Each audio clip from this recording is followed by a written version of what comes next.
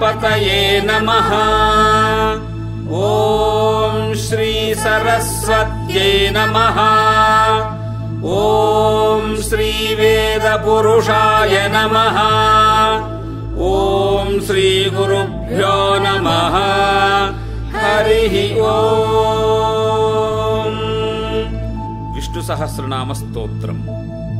ॐ शुक्लाम्बरधरं विष्णुं शशिवर्णं चतुर्भुजम्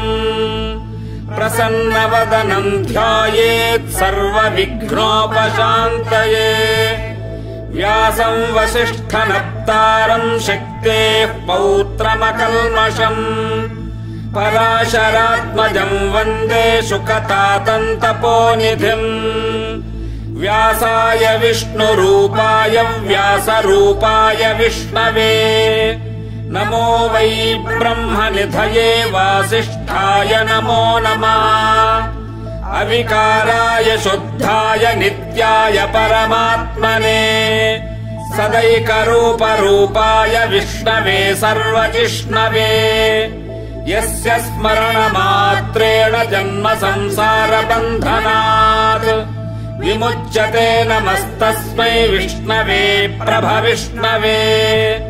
नमः समस्तभूतानामादिभूताय भूभृते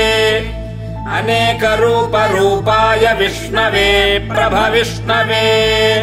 ॐ नमो विष्णवे प्रभविष्णवे। वैशम्पायन उवाच श्रुत्वा धर्मानशेषेण पावनानि च सर्वशः युधिष्ठिरः शान्तनवं पुनरेवाभ्यभाषत। युधिष्ठिर उवाच किमेकं दैवतं लोके किं वाप्येकं परायणम् स्तुवन्तः कङ्कमर्चन्तः प्राप्नुयुर्मानवाः शुभम्। को धर्मः सर्वधर्माणां भवतः परमो मतः किञ्जपन्मुच्यते जन्तुर्जन्म संसारबन्धनात्। भीष्म उवाच जगत्प्रभुं देवदेवमनन्तं पुरुषोत्तमम् स्तुवन्नाम सहस्रेण पुरुषः सततोत्थितः। तमेव चार्चयन् नित्यं भक्त्या पुरुषमव्ययम् ध्यायन् स्तुवन्नमस्यंश्च यजमानस्तमेव च। अनादिनिधनं विष्णुं सर्वलोकमहेश्वरम् लोकाध्यक्षं स्तुवन् नित्यं सर्वदुःखादिको भवेत्। ब्रह्मण्यं सर्वधर्मज्ञं लोकानां कीर्तिवर्धनम् लोकनाथं महद्भूतं सर्वभूतभवोद्भवम्। एष मे सर्वधर्माणां धर्मोऽधिकतमो मतः यद्भक्त्या पुण्डरीकाक्षं स्तवैरर्चे नरः सदा। परमय्यो महत्तेजः परमय्यो महत्तपः परमय्यो महद्ब्रह्म परमय्यः परायणम्। पवित्राणां पवित्रय्यो मङ्गलानां च मङ्गलम् दैवतं देवतानां च भूतानां यो व्ययः पिता। यतः सर्वाणि भूतानि भवन्त्यादियुगागमे यस्मिंश्च प्रलयं यान्ति पुनरेव युगक्षये। तस्य लोकप्रधानस्य जगन्नाथस्य भूपते विष्णोर्नाम सहस्रं मे शृणु पापभयापहम्। यानि नामानि गौणानि विख्यातानि महात्मनः ऋषिभिः परिगीतानि तानि वक्ष्यामि भूतये। ऋषिर्नाम्नां सहस्रस्य वेदव्यासो महामुनिः छन्दोनुष्टुप् तथा देवो भगवान् देवकीसुतः। अमृतांशूद्भवो बीजं शक्तिर्देवकीनन्दनः त्रिसामा हृदयं तस्य शान्त्यर्थे विनियुज्यते। विष्णुं जिष्णुं महाविष्णुं प्रभविष्णुं महेश्वरम् अनेकरूपदैत्यान्तं नमामि पुरुषोत्तमम्। अस्य श्रीविष्णोर्दिव्यसहस्रनामस्तोत्रमहामन्त्रस्य श्रीवेदव्यासो भगवान् ऋषिः अनुष्टुप् छन्दः श्रीमहाविष्णुः परमात्मा श्रीमन्नारायणो देवता अमृतांशूद्भवो भानुरिति बीजम् देवके नन्दनः स्रष्टेति शक्तिः उद्भवः शोभनो देव इति परमो मन्त्रः शङ्खभृन्नन्दकी चक्रीति कीलकम् शार्ङ्गधन्वा गदाधर इत्यस्त्रम् रथाङ्गपाणिरक्षोभ्य इति नेत्रम् त्रिसामा सामगः सामेति कवचम् आनन्दम् परब्रह्मेति योनिः ऋतुः सुदर्शनः काल इति दिग्बन्धः श्रीविश्वरूप इति ध्यानम् श्रीमहाविष्णुः प्रीत्यर्थे सहस्रनाम जपे विनियोगः ध्यानम् क्षीरोदन्वत्प्रदेशे शुचिमणिविलसत्सैकते मौक्तिकानाम् माला क्लुप्तासनस्थ स्फटिकमणिनिभैर्मौक्तिकै मण्डिताङ्गः शुभ्रैरभ्रैरदभ्रैरुपरि विरचितैर्मुक्तपेयूष वर्षैः आनन्दीनः पुनीयादरिनलिन गदा शङ्खपाणिर्मुकुन्दः भूः पादौ यस्य नाभिर्यदसुरनिलश्चन्द्र सूर्यौ च नेत्रे कर्णावाशाः शिरोद्योर्मुखभविदहनो यस्य वास्तेयमब्धिः अन्तस्थं यस्य विश्वम् सुरनरखगो भोगि गन्धर्वदैत्यैः चित्रम् रम्यते तन्त्रिभुवनवपुषम् विष्णुमीशम् नमामि ॐ नमो भगवते वासुदेवाय शान्ताकारम् भुजगशयनम् पद्मनाभम् सुरेशम् विश्वाकारम् गगनसदृशम् मेघवर्णम् शुभाङ्गम् लक्ष्मीकान्तम् कमलनयनम् योगिहृद्ध्यानगम्यम् वन्दे विष्णुम् भवभयहरम् सर्वलोकैकनाथम् मेघश्यामम् पीतकौसेयवासम् श्रीवत्साङ्कम् कौस्तुभोद्भासिताङ्गम् पुण्योपेतम् पुण्डरीकायताक्षम् विष्णुम् वन्दे सर्वलोकैकनाथम् नमः समस्तभूतानामादिभूताय भूभृते अनेकरूपरूपाय विष्णवे प्रभविष्णवे शशङ्खचक्रम् सकिरीटिकुण्डलम् सपीतवस्त्रम् सरसीरुहेक्षणम् सहारवक्षस्थलशोभिकौस्तुभम् नमामि विष्णुम् शिरसा चतुर्भुजम् छायायाम् पारिजातस्य हेमसिंहासनोपरि आसीनमम्बुदश्याममायताक्षमलङ्कृतम् चन्द्राननम् चतुर्बाहुम् श्रीवत्साङ्कितवक्षसम् रुक्मिणी सत्यभामाभ्याम् सहितम् कृष्णमाश्रये हरिः ॐ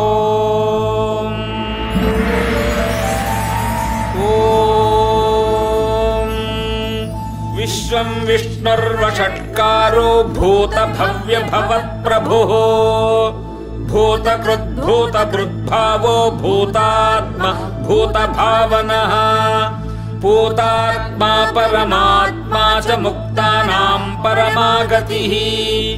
अव्ययः पुरुषः साक्षी क्षेत्रज्ञो क्षर एव च योगो योगविदाम् नेता प्रधानपुरुषेश्वरः नारसिंहवपुः श्रीमान् केशवः पुरुषोत्तमा सर्वशिवस्थाणुर्भूतादिर्निधिरव्ययः सम्भवो भावनो भर्ता प्रभवः प्रभुरीश्वरः स्वयम्भूः शम्भुरादित्यः पुष्कराक्षो महास्वनः अनादिनिधनो धाता विधाता धातुरुत्तमः अप्रमेयो हृषीकेशः पद्मनाभोऽमरप्रभु विश्वकर्मा मनुस्त्वष्टा स्थविष्ठस्थविरो ध्रुवः अग्राह्यः शाश्वतः कृष्णो लोहिताक्षः प्रतर्दनः प्रभूतस्त्रिषुधाम पवित्रम् मङ्गलम् परम् ईशानः प्राणदः प्राणो ज्येष्ठः श्रेष्ठः प्रजापतिः हिरण्यगर्भो भूगर्भो माधवो मधुसूदनः ईश्वरो विक्रमी धन्वी मेधावी विक्रमः क्रमः अनुत्तमो दुराधर्षः कृतज्ञः कृतिरात्मवान् सुरेशः शरणम् शर्म विश्वरेता प्रजाभवः अहः संवत्सरो व्याळः प्रत्ययः सर्वदर्शनः अजः सर्वेश्वरः सिद्धः सिद्धिः सर्वादिरच्युतः वृषाकपिरमेयात्मा सर्वयोगविनिस्मृतः वसुर्वसुमनः सत्यः समात्मा संयतः समः अमोघः पुण्डरीकाक्षो वृषकर्मा वृषाकृतिः रुद्रो बहुशिरा बभ्रुर्विश्वयोनिः शुचिश्रवाः अमृतः शाश्वतस्थाणुर्वरारोहो महातपाः सर्वगः सर्वविद्भानुर्विश्वक्सेनो जनार्दनः वेदो वेदविदव्यङ्गो वेदाङ्गो वेदवित्कविः लोकाध्यक्षः सुराध्यक्षो धर्माध्यक्षः कृताकृतः चतुरात्मा चतुर्व्यूहश्चतुर्दंष्ट्रश्चतुर्भुजः भ्राजिष्ठुर्भोजनम् भोक्ता सहिष्ठुर्जगदादिजः अनघो विजयो जेता विश्वयोनिः पुनर्वसुः उपेन्द्रो वामनः प्रांशुरमोघः शुचिरोर्जिता अतीन्द्रः सङ्ग्रहः सर्गो धृतात्मा नियमो यमः वेद्यो वैद्यः सदा योगी वीरः माधवो मधुः अतीन्द्रियो महामायो महोत्साहो महाबलः महाबुद्धिर्महावीर्यो महाशक्तिर्महाद्युतिः अनिर्देश्य वपुः श्रीमान् मेयात्मा महादृधृक् महेश्वासो महीभक्ता श्रीनिवासः सताङ्गतिः अनिरुद्धः सुरानन्दो गोविन्दो गोविदाम्पतिः मरीचिर्दमनोहंसः सुपर्णो भुजगोत्तमः हिरण्यनाभः सुतपाः पद्मनाभः प्रजापतिः अमृत्युः सर्वदृक्सिंहः सन्धाता सन्धिमान् स्थिरः अजो दुर्मर्शनः शास्ता विश्रुतात्मा सुरारिः कुरुर्कुरुतमो धाम सत्यः सत्यपराक्रमः निमिषो निमिषस्रग्वे वाचस्पतिरुदारधीः अग्रणीर्ग्रामणी श्रीमान् न्यायो ने समीरणः सहस्रमूर्धा विश्वात्मा सहस्राक्षः सहस्रपात् आवर्तनो निवृत्तात्मा संवृतः सम्प्रवर्तनः अहः संवर्तको बह्निरनिलो धरणीधरः सुप्रसादः प्रसन्नात्मा विश्वधृग्विश्वभुग्विभुः सत्कर्ता सत्कृतः साधुर्जन्नुर्नारायणो नरः असङ्ख्येयो प्रमेयात्मा विशिष्टः शिष्टकृच्छुचिः सिद्धार्थः सिद्धसङ्कल्पः सिद्धिदः सिद्धिसाधना वृषाही वृषभो विष्णुर्वृषपर्वा वृषोदरः वर्धनो वर्धमानश्च विविक्तः श्रुतिसागरः सुभुजो दुर्धरो वाग्मी महेन्द्रो वसुदो वसुः नैकरूपो बृहद्रूपः शिपिविष्टः प्रकाशनः ओजस्तेजोद्युतिधरः प्रकाशात्मा प्रतापनः रुद्धस्पष्टाक्षरो मन्त्रश्चन्द्रांशुर्भास्करद्युतिः अमृतांशोद्भवो भानुः शिशुबिन्दुः सुरेश्वरः औषधम् जगतस्येतुः सत्यधर्मपराक्रमः भूतभव्य भवन्नाथः पवन पावनो नलः कामः कामकृत्कान्तः कामः कामप्रदः प्रभुः युगादिकृद्युगावर्तो नैकमायो महाशनः अदृश्यो व्यक्तरूपश्च सहस्रजिदनन्दजित् इष्टो विशिष्टः शिष्टेष्टः शिखण्डी नहुषो वृषः क्रोधः क्रोधकृत्कर्ता विश्वबाहुर्महीधरः अच्युतः प्रथितः प्राणः प्राणदो वासवानुजः अपान्निधिरधिष्ठानमप्रमत्तः प्रतिष्ठितः स्कन्दः स्कन्दधरो धुर्यो वरदो वायुवाहनः वासुदेवो बृहद्भानुरादिदेवः पुरन्दरः अशोकस्तारणस्तारः शूरः शौर्यर्जनेश्वरः अनुकूलस्य तावत्तः पद्मी पद्मनिभेक्षणः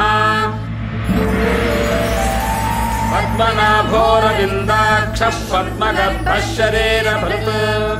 महर्धिरुद्धो वृद्धात्मा महाक्षो गरुडध्वजः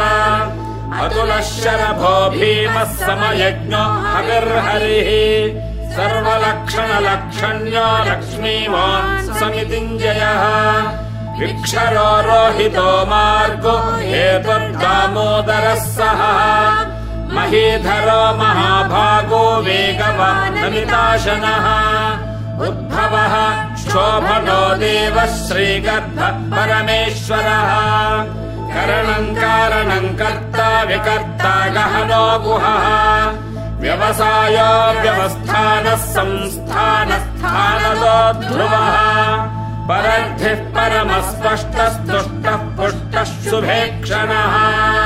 रामो विरामो विरजो मार्गो नेयो नयो नयः वीरः शक्तिमताम् श्रेष्ठो धर्मो धर्मविदुत्तमः वैकुण्ठः पुरुषः प्राणः प्राणदः प्रणवः पृथुः हिरण्यगर्भः शत्रुघ्नो व्याप्तो वायुरथोक्षजः ऋतुः सुदर्शनः कालः परमेष्ठी परिग्रहः उग्रः संवत्सरो दक्षो विश्रामो विश्वदक्षिणः विस्तारस्थावरस्थाणुः प्रमाणम् बीजमव्ययम् अर्थोऽनर्थो महाकोशो महाभोगो महाधनः अनिर्विण्णस्थविष्ठो भूर्धर्मयूपो महामखः नक्षत्रनेमिर्नक्षत्रे क्षमः श्यामः समीहनः यज्ञयुज्यो महेज्यश्च क्रतुः सत्रम् सताङ्गतिः सर्वदर्शे विमुक्तात्मा सर्वज्ञो ज्ञानमुत्तमम् सुव्रतः सुमुखः सूक्ष्मः सुघोषः सुखदः सुहृत् मनोहरो जितक्रोधो वीरबाहुर्विदारणः स्वापनः स्ववशो व्यापी नैकात्मा नैककर्मकृत् वत्सरो वत्सलो वत्से रत्नगर्भो धनेश्वरः धर्मकृद्धर्मी सदसक्षरमक्षरम् अविज्ञाता सहस्रांशुर्विधाता कृतलक्षणः गभस्तिनेमिः सत्त्वस्थः सिंहो भूतमहेश्वरः आदिदेवो महादेवो देवेशो देवभृद्गुरुः उत्तरो गोपतिर्गोप्ता ज्ञानगम्यः पुरातनः शरीरभूतभृद्भोक्ता कपीन्द्रो भूरि दक्षिणः सोमपो मृगः सोमः पुरुजित्पुरुषोत्तमः विनयो जयः सत्यसन्धो दाशार्हः सात्वताम् पतिः जीवो विनयता साक्षी मुकुन्दोऽमितविक्रमः अम्भोनिधिरनन्तात्मा महोदधिशयोऽन्तकः अजो महार्घः स्वाभाव्यो जितामित्र प्रमोदनः आनन्दो नन्दः सत्यधर्मा त्रिविक्रमः महर्षिः कपिलाचार्यः कृतज्ञो मेदिनीपतिः त्रिपदस्त्रिदशाध्यक्षो महाशृङ्गः कृतान्तकृत् महावराहो गोविन्दः सुषेणः कनकाङ्गदे गुह्यो गभीरो गहनो गुप्तश्चक्रगदाधरः वेधास्वाङ्गोजितः कृष्णो दृढः सङ्कर्षणोच्युतः वरुणो वारुणो वृक्षः पुष्कराक्षो महामनाः भगवान् भगः नन्दी वनमाली हलायुधः आदित्यो ज्योतिरादित्यः सहिष्णुर्गतिसत्तमः सुधन्वा खण्डपरशुद्दारुणो द्रविणप्रदः दिवि स्पृक् सर्वदृग्व्यासो वाचस्पतिरयो निजः त्रिसामा सामगः सामनिर्वाणम् भेषजम् भिषक् सव्यासपृच्छमः शान्तो निष्ठा शान्तिः परायणम् सुभाङ्गः शान्तिदः स्रष्टा कुमुदः कुवलेशयः गोहितो गोपतिर्गोप्ता वृषभाक्षो वृषप्रियः अनिवर्ते निवृत्तात्मा संक्षेप्ता क्षेमकृच्छिवः श्रीवत्सवक्षा श्रीवासः श्रीपतिः श्रीमताम्बरः श्रीधः श्रीशः श्रीनिवासः श्रीनिधिः श्रीविभावनः श्रीधरः श्रीकरः श्रेयः श्रीमान् लोकत्रयाश्रयः स्वच्छः सङ्गः शतानन्दो नन्दिर्ज्योतिर्गणेश्वरः विजितात्मा विधेयात्मा सत्कीर्तिश्चिन्न संशयः उदीर्णः सर्वतश्चक्षुरनीशः शाश्वतस्थिरः भूषयो भूषणो भूतिर्विशोकः शोकनाशनः अर्चिष्मानर्चितः कुम्भो विशुद्धात्मा विशोधनः अनिरुद्धो प्रतिरथः प्रद्युम्नो मितविक्रमः कालनेमिनिहावीरः शौरिः शूरजनेश्वरः त्रिलोकात्मा त्रिलोकेशः केशवः केशिहा हरिः कामदेवः कामपालः कामीकान्तः कृतागमः हरिद्वेश्यवपुर्विष्णुर्वीरोऽनन्तो धनञ्जयः ब्रह्मण्यो ब्रह्मकृद्ब्रह्मा ब्रह्म ब्रह्म विवर्धनः ब्रह्मविद्ब्राह्मणो ब्रह्मी ब्रह्मज्ञो ब्राह्मणप्रियः महाक्रमो महाकर्मा महातेजा महोरगः महाक्रतुर्महायज्वा महायज्ञो महाहविः स्तव्यस्तव प्रियस्तोत्रम् स्तुतिस्तोतारणप्रियः पूर्णः पूरयिता पुण्यः पुण्यकीर्तिरनामयः मनोजवस्तीर्थकरो वसुरेता वसुप्रदः वसुप्रदो वासुदेवो वसुर्वसुमनाहविः सद्गतिः सत्कृतिः सत्ता सद्भूतिः सत्परायणा शूरसेनो यदुश्रेष्ठः सन्निवासः सुयामुनः भूतावासो वासुदेवः सर्वासु निलयो नलः दर्पः दर्पदो दृप्तो दुर्धरोऽथापराजितः विश्वमूर्तिर्महामूर्तिर्दीप्तमूर्तिरमूर्तिमान् अनेकमूर्तिरव्यक्तश्शतमूर्तिश्शताननः एकोनैकः सवक्कः यत्तत्पदमनुत्तमम् लोकबन्धुर्लोकनाथो माधवो भक्तवत्सलः सुवर्णवर्णो हेमाङ्गो वराङ्गश्चन्दनाङ्गदे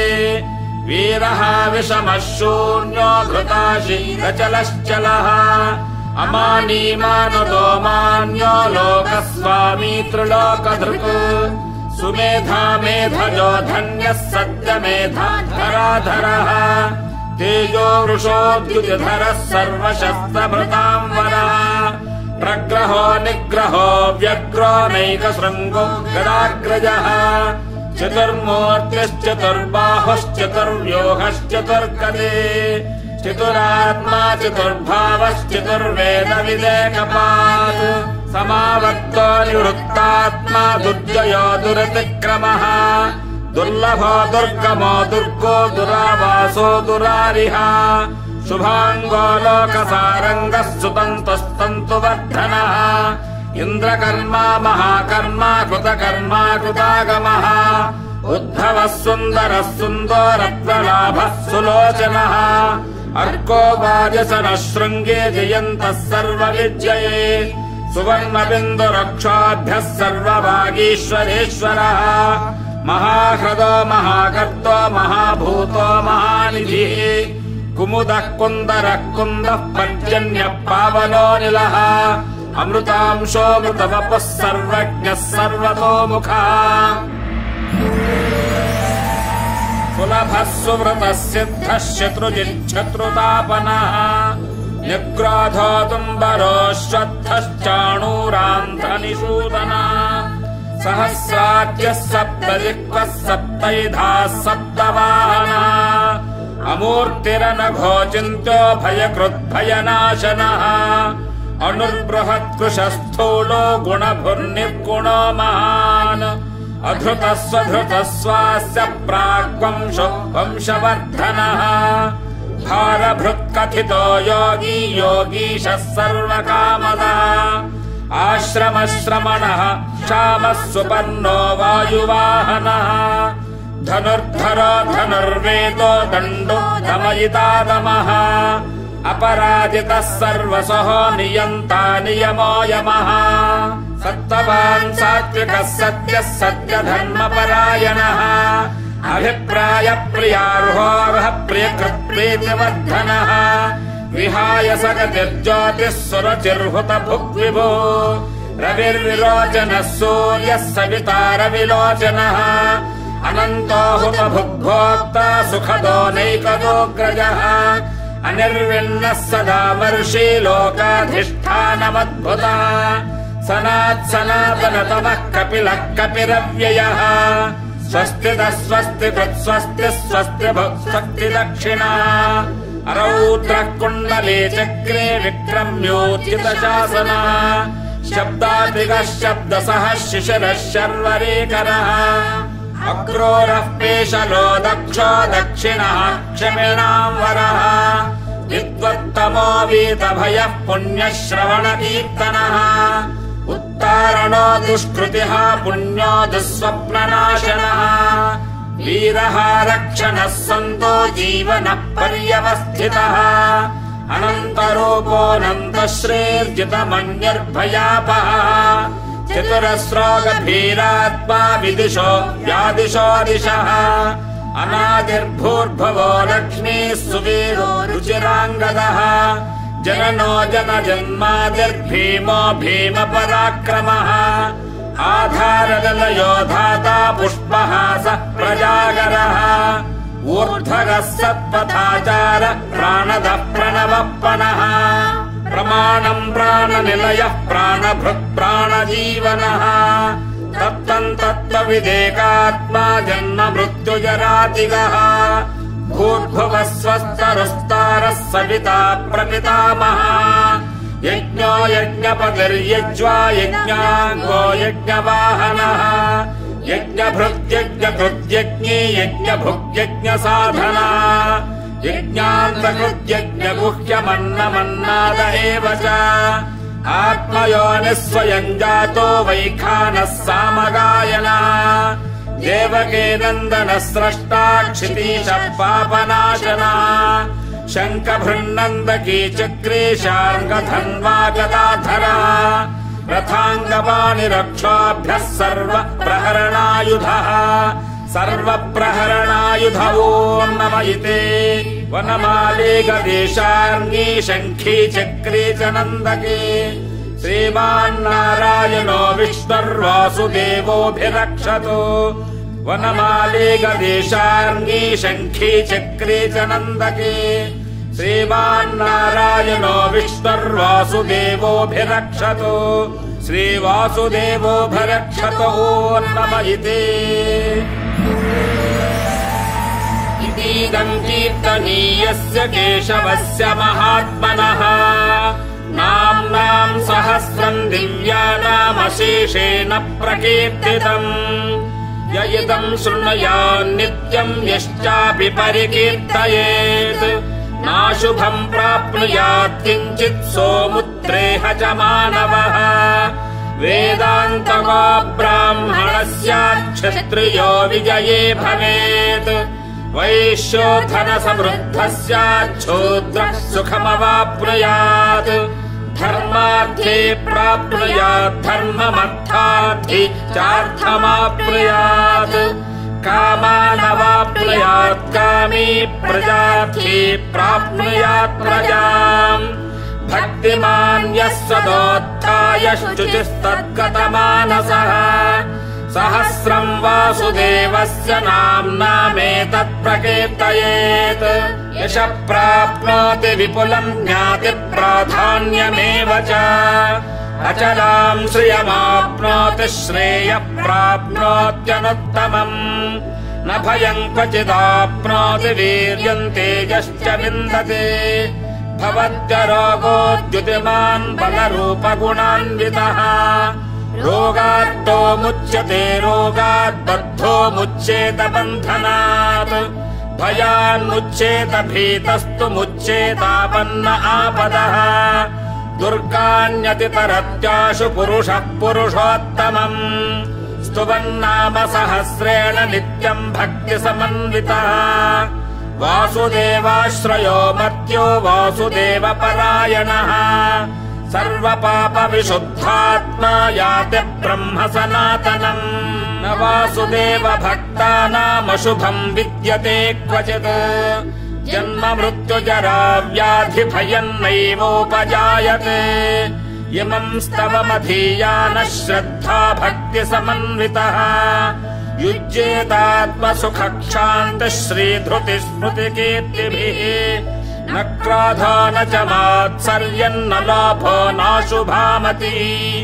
भवन्ति कृतपुण्यानाम् भक्तानाम् पुरुषोत्तमे द्यौः चन्द्रार्कनक्षत्राखन्दिशोर्भूर्महोदधिः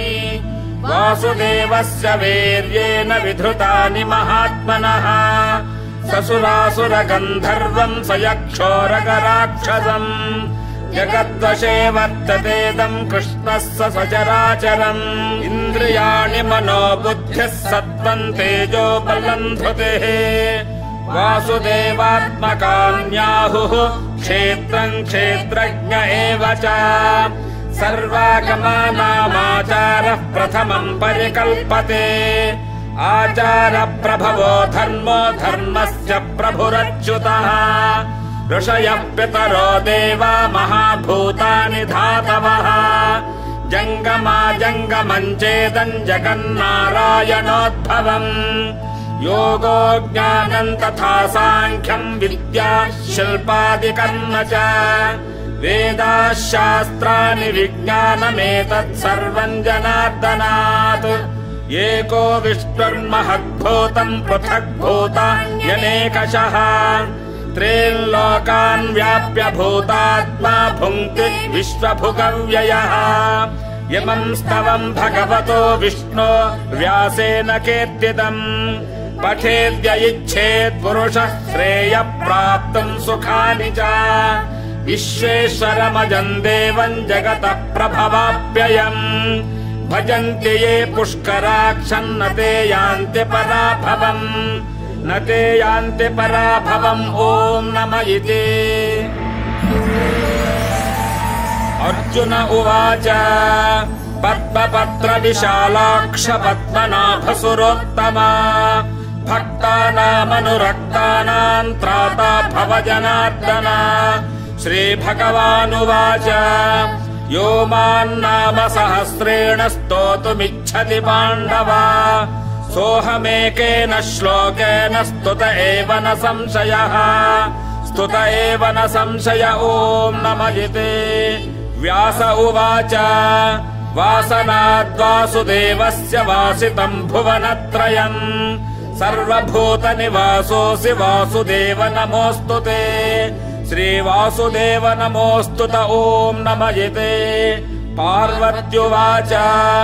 केनोपायेन लघुना विष्णोर्नाम सहस्रकम् पठ्यते पण्डितैर्नित्यम् श्रोतुमिच्छाम्यहम् प्रभो ईश्वर उवाच श्रीराम राम रामेति रमे रामे मनोरमे सहस्रनाम तत्तुल्यम् राम नाम वरानने श्रीराम राम रामेति रमे रामे मनोरमे सहस्रनाम तत्तुल्यम् राम नाम वरानने श्रीराम नाम वरानन ॐ नमयिते ब्रह्मोवाच नमोऽस्त्वनन्ताय सहस्रमूर्तये सहस्रपादाक्षि शिरोरुबाहवे सहस्रनाम्ने पुरुषाय शाश्वते सहस्रकोटियुगधारिणे नमः सहस्रकोटियुगधारिणे नम ॐ नमयिते संजय उवाच यत्र योगेश्वरः कृष्णो यत्र पार्थो धनुर्धरः तत्र श्रीर्विजयो भूति ध्रुवा नीतिर्मतिर्नम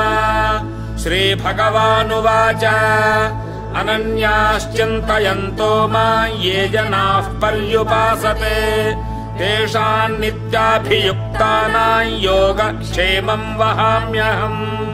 परित्राणाय साधूनां विनाशाय च दुष्कृताम् धर्म संस्थापनार्थाय सम्भवामि युगे युगे आर्ता विषण्णा शिथिलाश्च भीता घोरेषु च व्याधिषु वर्तमानाः संकीर्त्य नारायण शब्दमात्रम् विमुक्तदुःखाः सुखिनो भवन्ति कायेन वाचा मनसेन्द्रियैर्वा बुद्ध्यात्मना वा प्रकृते स्वभावात् करोमि यद्यत् सकलम् परस्मै नारायणायेति समर्पयामि इति श्रीमहाभारते शतसाहस्रिकायाम् संहितायाम् वैयासिक्याम् आनुशासनिकपर्वणि श्रीभीष्मयुधिष्ठिरसंवादे श्रीविष्णुसहस्रनामस्तोत्रम् सम्पूर्णम् यदक्षरपदभ्रष्टम् मात्राहीनम् च यद्भवेत् तत्सर्वम् क्षम्यताम् देव नारायण नमोऽस्तु ते ॐ सहना भवतु सहनौ भुनक्तु सह वीर्यङ्करवावहै तेजस्विनावधीतमस्तु मा विद्विषावहै ॐ शान्तिः शान्तिः शान्तिः हरिः ॐ।